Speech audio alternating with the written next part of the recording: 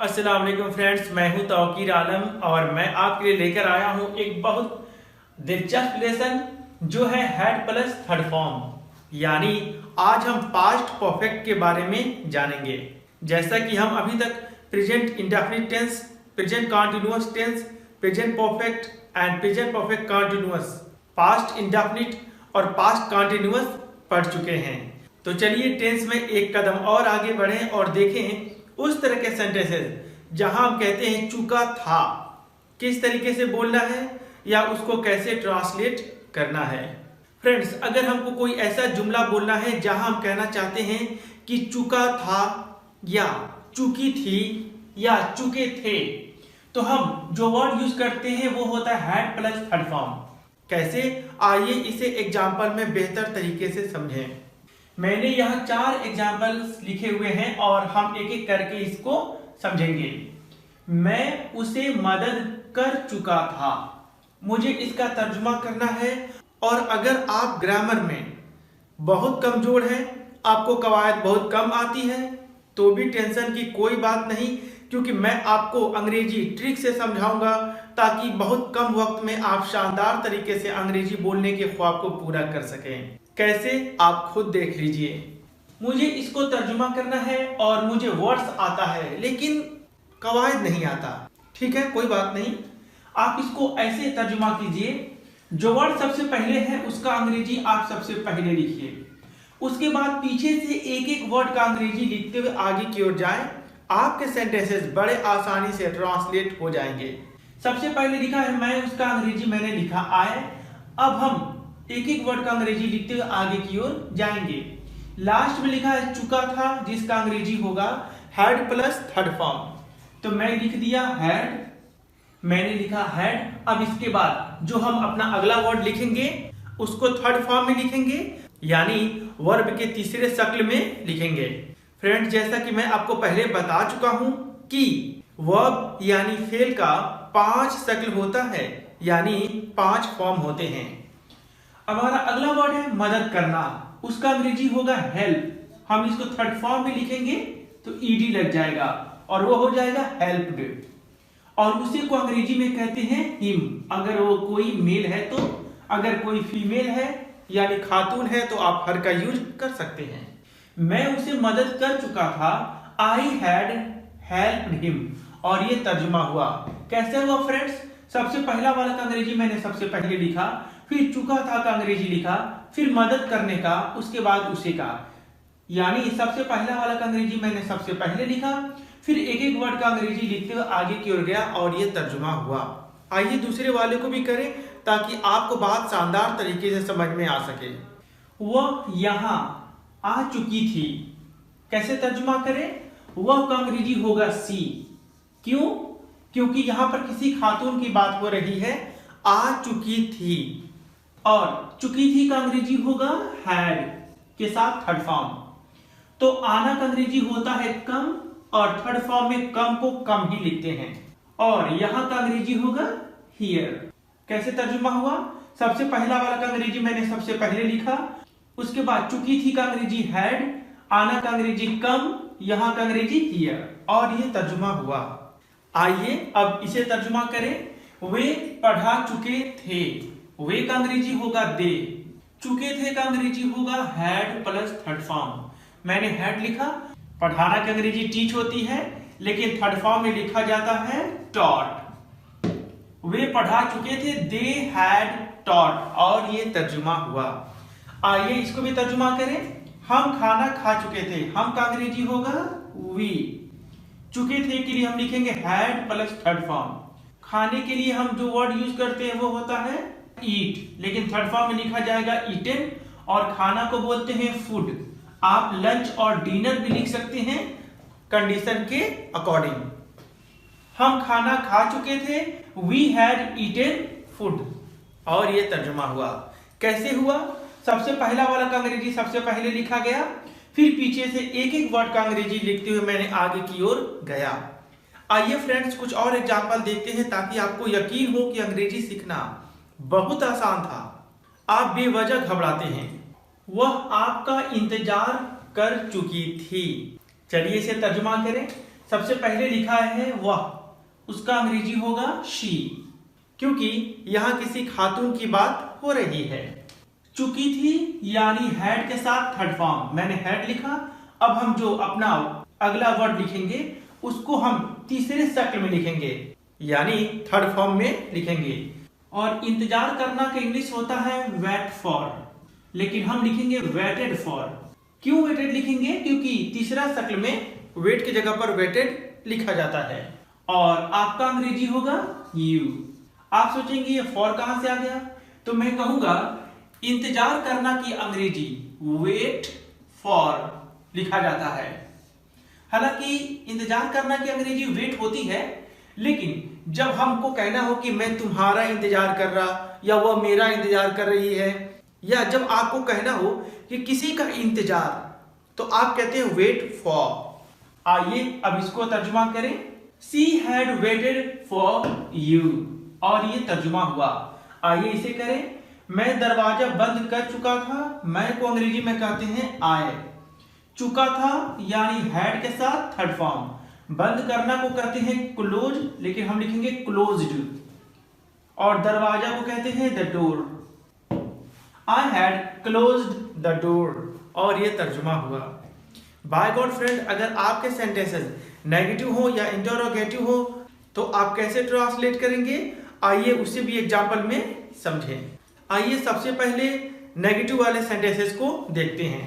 मान लीजिए अगर आपका यह जुमला नेगेटिव रहता, जैसे वह आपका इंतजार नहीं कर चुकी थी, तो आपको हैड के बाद यहां पर नॉट लिखना चाहिए, या फिर आप हैड का नेगेटिव फॉर्म हैडंट लिख सकते हैं। यानी अगर ये नेगेटिव रहे तो आप कह सकते हैं she hadn't waited for you. उसी तरीके से मैं दरवाजा बंद नहीं कर चुका था, तो आप हैड के बाद नॉट लिखें। कैसे? I had not close the door, या फिर आप हैड की जगह पर हैडंट का यूज करें। आपके सेंटेंसेस बड़े आसानी से तर्जुमा हो जाएंगे। फ्रेंड्स, यहां मैंने 3 सेंटेंसेस लिखा हुआ है और हम इसे तर्जुमा करेंगे। पहला अफर्मेटिव है, मैं नमाज पढ़ चुका था। दूसरा, मैं नमाज नहीं पढ़ चुका था। और तीसरा, क्या मैं नमाज पढ़ चुका था। पहला अफर्मेटिव है, दूसरा नेगेटिव है और तीसरा इंटरोगेटिव है। मैंने तीनों एक साथ लिखा है ताकि आप कंसेप्ट को शानदार तरीके से समझें। आइए पहले इसको तर्जुमा करें। सबसे पहला वाला का अंग्रेजी आप सबसे पहले तर्जुमा कीजिए, जो है मैं, आपने लिखा आए। उसके बाद आप एक एक वर्ड का अंग्रेजी लिखते हो आगे की ओर जाइए। चुका था यानी हैड। और पढ़ना, नमाज पढ़ने के लिए परफॉर्म का यूज करते हैं, लेकिन थर्ड फॉर्म में हो जाएगा परफॉर्म्ड। और अगला है नमाज यानी सलाह। आई हैड परफॉर्म्ड सलाह। आइए अब इसको तर्जुमा करें। मैं नमाज नहीं पढ़ चुका था, मैं का अंग्रेजी होगा आई, और चुका था का अंग्रेजी होगा हैड। अब इसके बाद नहीं का अंग्रेजी आप यहीं पर या तो नॉट लिखिए या फिर आप छोटा में हैडंट कर दीजिए। और पढ़ना का अंग्रेजी होगा परफॉर्म, ईडी के साथ लिखे हो जाएगा परफॉर्म्ड। और नमाज को कहते हैं सलाह। आई हैडंट परफॉर्म्ड सलाह।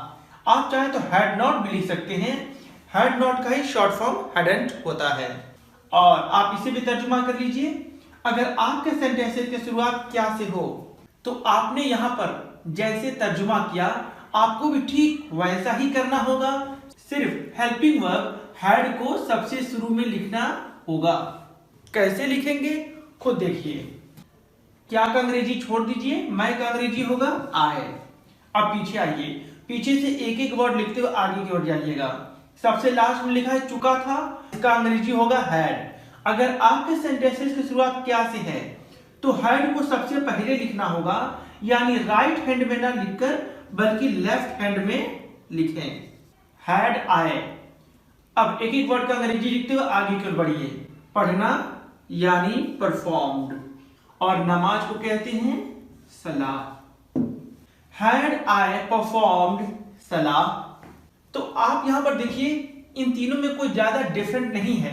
अगर आप अफर्मेटिव सेंटेंसेस ट्रांसलेट कर लेते हैं तो नेगेटिव में आपको क्या करना है, हैड के बाद नॉट लिखना है या फिर उसका छोटा फॉर्म हैडंट करना है। और अगर आपके सेंटेंसेस की शुरुआत क्या से है तो हेल्पिंग वर्ब हैड को सबसे पहले लिखिए। अगर आप ऐसा करेंगे तो आपके सेंटेंसेस कभी रॉन्ग नहीं होंगे। यानी अगर आपको कहना हो मैं देख चुका था तो इसका ट्रांसलेशन होगा आई हैड सीन। लेकिन अगर आपको कहना हो मैं नहीं देख चुका था तो आप कहेंगे आई हैड नॉट सीन। और अगर आपको कहना हो क्या मैं देख चुका था, हैड आई सीन। मैं सो चुका था, आई हैड स्लेप्ट। मैं नहीं सो चुका था, आई हैड नॉट स्लेप्ट। क्या मैं सो चुका था, हैड आई स्लेप्ट। वह काम कर चुकी थी, सी हैड वर्कड। वह काम नहीं कर चुकी थी, सी हैडंट वर्कड। क्या वह काम कर चुकी थी, हैड सी वर्कड। आप क्या खा चुके थे और वह कब आ चुकी थी। फ्रेंड्स, आपके अगर सेंटेंसेस ऐसे हो जिसके अंदर क्वेश्चन वर्ड आए हों, जैसे कब, क्या, कैसे, कहां, क्यों, तो आप कैसे तर्जुमा करेंगे, चलिए सीखते हैं। हालांकि यह ट्रिक मैं आपको पहले बता चुका हूं, लेकिन मैं आपको एक बार और बताऊं ताकि आपकी याद तरोताजा हो जाए। अगर आपके सेंटेंसेस में कब, क्यों, कैसे, कहां, क्या यानी WH फैमिली मेंबर के वर्ड हो तो आप अपने सेंटेंसेस को ऐसे ट्रांसलेट कीजिए। सबसे पहले आप उस वर्ड का अंग्रेजी लिखिए जो सवाल पैदा करता हो, यानी जो सवाल उठाता हो। इस जुमला में क्या एक ऐसा वर्ड है जो सवाल कर रहा है, तो सबसे पहले हम उसी का अंग्रेजी ट्रांसलेट करेंगे। उसके बाद दूसरे नंबर पर आप हेल्पिंग वर्ब लिखेंगे और यहाँ हेल्पिंग वर्ब लास्ट में है हैड और यहाँ हेल्पिंग वर्ब होगा हैड। तीसरे नंबर पर आपको सब्जेक्ट लिखना है, यानी वह वर्ड लिखना है जो एक्शन कर रहा है और यहाँ पर हमारा सब्जेक्ट है आप, यानी यही वो वर्ड है जो काम कर रहा है। और चौथे नंबर पर हम लिखेंगे वर्ब यानी एक्शन वर्ड, यानी वो वर्ड जिसमें किसी काम का होना या पाना दिखाया जाता है। और यहाँ है काम खाने का, हम थर्ड फॉर्म में लिखेंगे ईटन। और पांचवें नंबर पर लिखा जाता है ऑब्जेक्ट, यानी जिसके ऊपर काम हो जाए।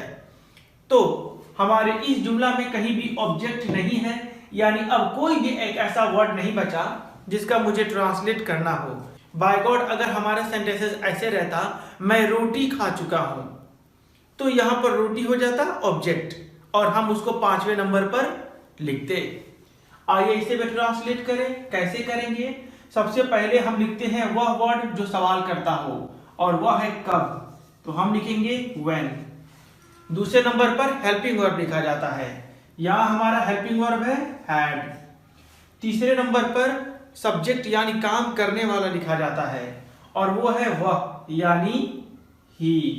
चौथे नंबर पर एक्शन यानी काम लिखा जाता है और हमारा एक्शन है आना, वो होगा कम।